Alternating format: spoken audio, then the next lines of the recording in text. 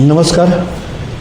नटराज नाट्यकला मंडळाच्या वतीने आदरणीय शरदरावजी पवारसाहेब यांच्या वाढदिवसाच्या निमित्ताने या ठिकाणी कला प्रदर्शनाचं आयोजन केलं आहे. यावर्षीच्या प्रदर्शनाचा विषय आमचा असा आहे की महाराष्ट्राची पारंपरिक लोककला.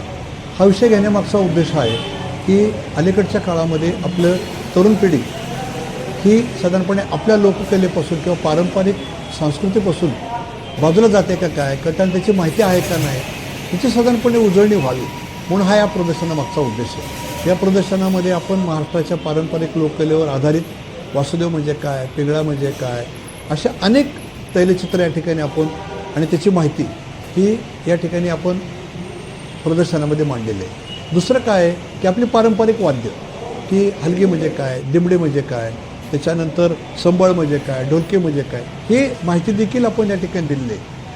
माझा उद्देश त्याच्यामध्ये असा आहे की तरुण पिढीने आता पुस्तकातून अभ्यास होत असतो परंतु अत्यंत त्रोटक स्वरूपात ॲट अ ग्लान्स एका ठिकाणी या सगळ्या लोककला साधारणपणे आपल्याला या प्रदर्शनानिमित्ताने पाहायला मिळतील.